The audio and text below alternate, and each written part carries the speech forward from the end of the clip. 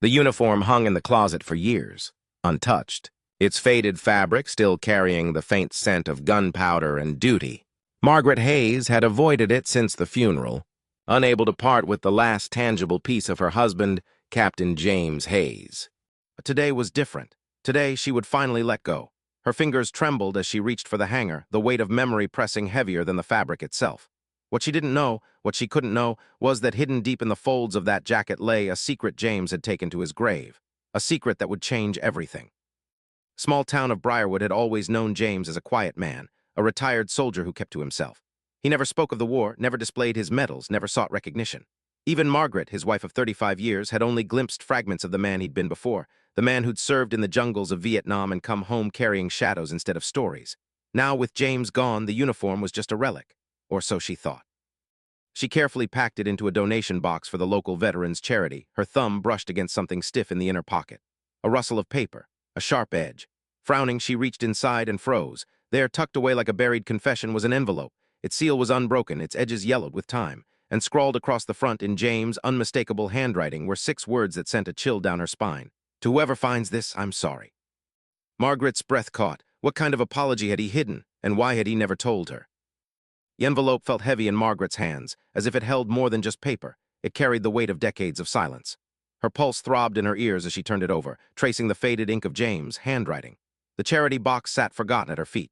For a long moment she simply stared, torn between respect for his privacy and the desperate need to understand the man who had shared her life yet kept this hidden. Finally, with trembling fingers, she broke the seal.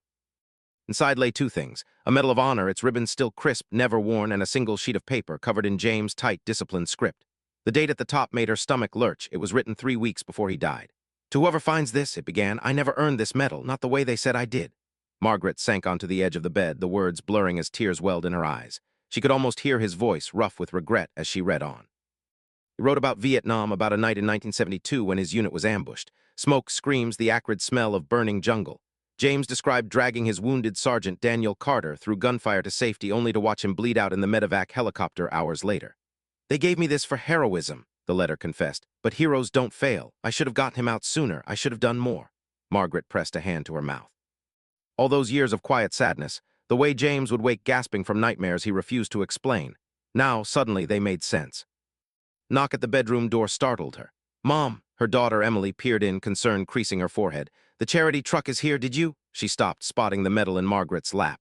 What is that, Dad? Margaret couldn't speak. She simply handed her the letter. As Emily read, her eyes widened. He never told you any of this. Margaret shook her head, her voice barely a whisper. He never told anyone. Outside, the donation truck idled at the curb. The uniform still lay folded in the box, ready to be taken away. But now everything had changed. Margaret reached down and gently lifted it out. I'm sorry, she told the puzzled driver, clutching the fabric to her chest. There's something I need to do first. The letter trembled in Margaret's hands as she read James, words again under the yellow glow of the kitchen light. The house was silent except for the hum of the refrigerator and the occasional creak of old floorboards settling, ghostly echoes of a home that once held laughter. I never earned this medal, he had written, the ink slightly smudged where a drop of something, sweat, a tear, had fallen years ago. She traced the stain with her thumb, imagining him hunched over this very table, wrestling with memories too painful to speak aloud. Emily hovered nearby, clutching her coffee mug like an anchor. It doesn't make sense, she murmured. Dad saved someone's life. Why would he think he failed? Margaret closed her eyes, picturing James in his armchair every Veterans Day, staring blankly at the TV as parades marched across the screen. She'd assumed it was indifference. Now she understood it was guilt. Because survivors don't always see what they've done right, she said softly. Only what they couldn't do. The letter's most haunting line came next. Carter's last words were, tell my boy I tried. I never found him. That's the truth they don't put on medals. Margaret's breath caught. Sergeant Daniel Carter had a son. Somewhere out there, a man might still be waiting for a message that never came. Emily's chair scraped back suddenly. We have to find him, she said, her voice fierce. If Dad couldn't deliver that message, we will. How James had mentioned no names beyond Carter, no hometown, no dates. Just a crumpled photograph tucked behind the letter, a black and white snapshot of 5 young soldiers, arms slung over each other's shoulders, grinning despite the mud and fatigue. James stood at the far left, barely recognizable with his clean-shaven face and unbroken smile. And beside him, a lanky man with a crooked nose, his cap tilted rakishly. Carter. Margaret turned the photo over. Faded pencil scribbles listed last names, Hayes, Carter, Ruiz, Vargas, Sims, and coordinates. These numbers, Emily said, squinting, are they map locations? Quick search on James' old laptop confirmed it. The coordinates pinpointed a jungle clearing in QU letter 1EA3 and GTR letter 1ECB province, Vietnam. The ambush site. Margaret's fingers froze over the keyboard. James had carried this wound for 40 years, and now with a son's unfulfilled promise and a medal he refused to claim, the wound had become hers. She looked up at Emily, who was already pulling up veteran databases. "We start with Carter," Margaret said. "If his son's alive, he deserves to know his father's last thoughts." Outside, the wind rattled the porch swing where James used to sit for hours, staring at nothing. Margaret could almost see him there now, shoulders bowed under invisible weight, all those silent years, and she'd never truly known what haunted him. But the letter's final lines cut deepest of all. "Maybe one day someone will read this and understand. I didn't throw the medal away because part of me hoped it would find its way to Carter's boy. Tell him his father was brave. Tell him I'm sorry." Emily printed out a list of Daniel Carter's from Vietnam-era service records, her hands shaking. "What if he's gone, Mom? What if we're too late?" Margaret folded the letter carefully, tucking it back into the envelope with the medal. "Then we'll at least know we tried," she said, "just like your father did." The kitchen clock ticked loudly in the silence, counting down to something neither of them could name. Somewhere a son was waiting, and Margaret would move heaven and earth to find him. VA hospital smelled like antiseptic and old coffee, a sterile world of buzzing fluorescent lights and squeaking sneakers on linoleum. Margaret clutched the photograph of James' unit as she approached the front desk, her heart pounding so hard she feared the receptionist might hear it. "I'm looking for information about a Sergeant Daniel Carter," she said, her voice barely above a whisper. The woman behind the counter gave her a polite but guarded smile, the kind reserved for grieving widows and haunted veterans. "Service records are confidential, ma'am, unless you're next of kin." "I think my husband served with him," Margaret interrupted, sliding the photo across the counter. "James Hayes, Vietnam, 1972, she pointed to the lanky soldier with the crooked nose. "This is Carter, he didn't make it home." The receptionist's expression softened. She tapped a few keys, then frowned. "No Daniel Carter in our system, but we have a David Carter in our PTSD program." Margaret's breath caught. David, not Daniel, a mistake. A nickname. The receptionist leaned closer, lowering her voice. "Room 312, but he doesn't like visitors." Hallway to room 312 felt endless, each step heavier than the last.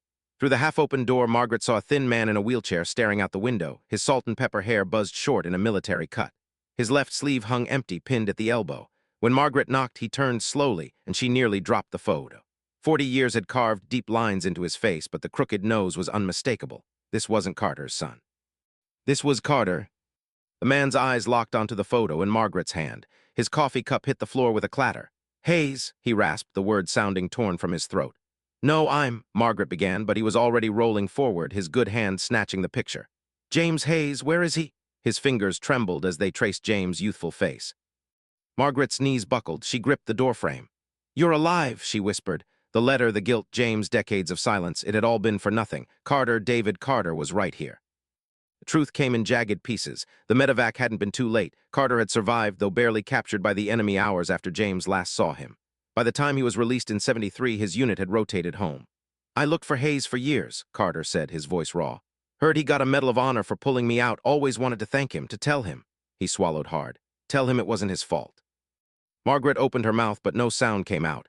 How could she explain that James had died believing he'd failed? That he'd carried this weight until his last breath? She reached into her purse and pulled out the unopened medal. Carter's breath hitched. "He never accepted it," Margaret managed. "He thought you died because of him." Carter's remaining hand closed over hers, rough and warm. "That fool," he choked out, tears spilling down his weathered cheeks. "He carried me 2 miles through enemy fire. I live because of him." He pressed the medal back into Margaret's palm. "And now I need you to do something for me." Outside, the hospital courtyard was bathed in late afternoon sun. Carter wheeled himself to a bench where a younger man, early 40s, with Carter's sharp cheekbones, sat reading a newspaper. "Mike," Carter called. The man looked up. "This is Margaret Hayes, her husband." "Well, he's the reason you exist." Mike stood slowly, confusion knitting his brow. Carter's voice broke. "That message Hayes tried to deliver all those years ago. Tell my boy I tried. You're the boy, Mike, and your father, your real father, was James Hayes." The world tilted. Margaret's vision blurred. Because Mike, this stranger, had James' eyes, the same hazel flecks, the same stubborn set to his jaw, and suddenly the last piece of James' letter made terrible sense. Tell him I'm sorry. Not just for failing to deliver a message. For not knowing he'd had a son to deliver it to. Morning of the ceremony dawned with an unseasonable chill, the kind that seeped into bones and lingered like unfinished business. Margaret stood before her bedroom mirror, carefully pinning James' Medal of Honor to the lapel of his old uniform jacket. The brass felt heavier than it should have, or maybe that was just the weight of all the years it had gone unworn. Behind her, Mike hovered in the doorway, still awkward in his borrowed suit, still reeling from the truth Carter had revealed just 3 days prior. "I look like him?" he asked quietly, adjusting his tie for the 10th time. Margaret turned, her breath catching. With his hair combed back and his shoulders squared, the resemblance was uncanny, James in his prime resurrected. High school auditorium was already half full when they arrived, though the ceremony wasn't scheduled for another hour. Veterans in crisp uniforms lined the aisles. Local reporters clustered near the stage where a lone spotlight illuminated James' photograph. But what made Margaret's throat tighten were the faces she didn't recognize, men in their 60s and 70s with graying buzz cuts and limps, some leaning on canes, others in wheelchairs. Carter wheeled himself toward her, grinning. "Called in some favors," he said gruffly. Hayes' old unit heard what was happening, flew in from 6 states. A hush fell as a color guard marched down the center aisle, the American flag held taut between them. Margaret's hands trembled around the folded program in her lap, posthumous Medal of Honor ceremony for Captain James Robert Hayes. The words blurred, 40 years too late. Beside her, Mike stiffened when the base commander began speaking about QU letter 1EA3 NGTR letter 1ECB province, about a night in 1972 when a young corporal dragged his wounded sergeant through enemy fire. "Corporal Hayes refused evacuation," the commander intoned, insisting others go first. Margaret closed her eyes. That was James, always last in line, even for recognition. And Carter rolled onto the stage. The microphone screeched as he adjusted it, his one remaining hand fumbling. "James Hayes saved my life," he said simply. "But what you won't find in any report is that he visited every family of our fallen buddies for years after, fixed their roofs, paid their kids' school fees, never told a soul." He turned to Mike. "And he saved you too, just didn't know it." The audience erupted in applause, but Margaret barely heard it. Because Carter was reaching into his pocket, pulling out a small velvet box. "Hayes earned this," he said, opening it to reveal a second Medal of Honor, his own. "But so did the man who raised my son." What happened next would later be described by the town paper as the rarest honor in military history. The base commander took Carter's medal and pinned it to Mike's chest, then did the same with James to Margaret's jacket. "For the family he didn't know he had," the commander murmured. The flashbulbs popped, the crowd rose to its feet, but all Margaret saw was Mike's face crumpling as he touched the medal, as if tracing the ghost of a father he'd never met. Afterward, in the chaotic mingling of hugs and handshakes, an elderly Latino man approached Margaret. "Ruiz," he introduced himself, tapping the third face in James' unit photo. "Your husband carried me 3 clicks with a bullet in his thigh, never complained." Another vet, Sims, according to his name tag, clutched her hand. "Hayes took my watch post the night before the ambush. If he hadn't, I'd be the one in that picture." One by one they came, these living ghosts of James past, each with a story Margaret had never heard. Surprise came last. A general in full dress blues cleared his throat behind her.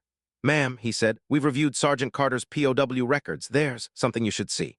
He handed her a yellowed Red Cross message form dated 1973, a single line in shaky handwriting. "Hayes, tell Margaret I love her." Carter, Margaret's knees gave out. Mike caught her just in time because James had received this. He'd known Carter was alive.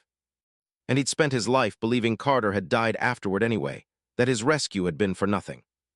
As twilight painted the auditorium windows gold, Margaret found herself at James' grave for the first time since the funeral. She laid both medals at the headstone, then pressed her palm to the cold granite. "You stubborn, wonderful man," she whispered. Somewhere behind her, Mike and Carter were talking quietly, father and son, reunited. The wind carried their laughter, and for the first time in years, Margaret didn't feel the chill. Donated uniform took center stage in the Briarwood Veterans Memorial 3 weeks later, displayed in a glass case with James' photograph and the 2 Medals of Honor shining under museum lights. Margaret stood back as visitors clustered around the exhibit, their murmurs weaving through the hall like whispers from the past. A little boy pressed his nose against the glass, pointing at the medals. "Mommy, what did that man do to get these?" His mother read the plaque aloud, her voice catching on the words selfless courage. Margaret turned away, blinking hard. James would have hated this fuss. He'd have grumbled about it all the way home. Ike became a regular fixture at Margaret's dinner table after the ceremony, bringing his wife and 2 wide-eyed daughters who called her Grandma Meg. At first, the girls whispered questions about the hero grandpa they'd never met, but soon they were sprawled across James' old recliner, giggling over picture books as if they'd always belonged there. Carter, David, joined them most Sundays, his wheelchair parked where James used to keep his fishing gear. One evening, as Mike helped Margaret clear the dishes, he hesitated. "I've been thinking about changing my last name to Hayes." The plate in Margaret's hands nearly slipped. "You don't have to. I want to," Mike interrupted. "He was my father in every way that matters." VA Hospital launched a new program that month, the Hayes Carter Initiative, pairing wounded veterans with local families. Margaret found herself hosting backyard barbecues for soldiers young enough to be her grandchildren, watching as Carter told exaggerated war stories that made them laugh instead of flinch. One particularly gaunt private, a kid really, no older than James had been in Vietnam, approached her after dinner. "Ma'am," he said, twisting his cap in his hands, "your husband's story." made me realize something. Maybe we're not defined by what we lose in war, but by what we save. Margaret hugged him then, feeling the sharp edges of his ribs through his shirt. He smelled like gunpowder and antiseptic, just as James had when he first came home. News of the initiative spread. A national veterans organization flew Margaret to D.C. to speak at a fundraiser. Backstage, a four-star general handed her a folded flag. "This flew over the Capitol yesterday," he said, "for Hayes." That night, standing at the podium with a spotlight in her eyes, Margaret didn't read the speech she'd prepared. Instead, she told them about the James no metal could capture, the man who'd plant tomatoes every spring even though he hated gardening because Margaret loved fresh salsa, who'd hum off-key in the shower, who'd cried when Emily was born. "Heroes aren't statues," she said, her voice steady. "They're people who keep trying even when they think they've failed." The applause lasted 7 minutes. Back in Briarwood, the museum curator called with unexpected news. "You'll never believe it," she breathed. "Someone donated an entire exhibit, letters from Vietnam veterans about your husband." Margaret spent an afternoon reading them, one after another, in the hushed museum. "A medic from Pittsburgh. Hayes carried my buddy to safety after I said it was hopeless. A nurse from San Diego. He held my hand during my first mortar attack. Never got his name until now." The last letter made her gasp, a shaky scrawl from a former North Vietnamese soldier. "I was the one who shot Corporal Hayes in '72. Years later, I immigrated to Texas. He came to my restaurant once, paid for my daughter's college when he saw me struggling. I didn't recognize him until the news stories." Margaret pressed the letter to her chest. Of course James had known. Of course he'd helped anyway. On the 1-year anniversary of the ceremony, Margaret returned to James' grave alone. The oak tree overhead had begun shedding leaves, crimson and gold swirling around the headstone. She sat cross-legged in the grass, unpacking 2 sandwiches from a paper bag, pastrami on rye, his favorite. "Mike's girls started kindergarten last week," she told the quiet air. "Emily's pregnant again. Oh, and David finally asked out that nice physical therapist." She took a bite, the mustard sharp on her tongue. "Funny how life keeps going, isn't it?" A breeze rustled the leaves, carrying the faintest whisper of Old Spice. Or maybe she imagined it. At night, as Margaret sorted through the attic, she found James' old fishing tackle box buried under Christmas decorations. Inside, beneath tangled lines and rusted lures, lay a stack of postmarked envelopes, everyone addressed to a different Daniel Carter across the country, all returned unopened. Margaret traced the postmarks: 1974, 1982, 1999. The last was dated just 6 months before his death. He'd never stopped looking. She carried the box downstairs, where Mike and his family were decorating the tree. Without a word, she placed it in his hands. Mike's eyes welled as he understood. "He tried," Margaret whispered. "All along he tried." Outside, the first snow of winter began to fall, blanketing the town in quiet forgiveness. Snow continued to fall outside Margaret's window as she settled into James' old armchair, the one she'd nearly donated a year ago. On the TV screen, a news segment played about the Hayes-Carter initiative, now spreading to 3 more states. Mike's voice echoed through the speakers. "My father taught me that heroism isn't about medals. It's about showing up, even when you think it's too late." Margaret smiled, running her thumb over the edge of a familiar envelope, the one she'd found in James' uniform pocket all those months ago. She kept it, just as she'd kept every unsent letter he'd written to Carter. A soft chime from her phone interrupted her thoughts. A message from Emily. "Mom, the girls want to know if they can wear Grandpa's medals for Veterans Day at school." Margaret's chest tightened, but not with sadness this time, with warmth, because James' story hadn't ended with that unopened Medal of Honor. It had only just begun. And maybe, just maybe, your story is waiting to unfold too.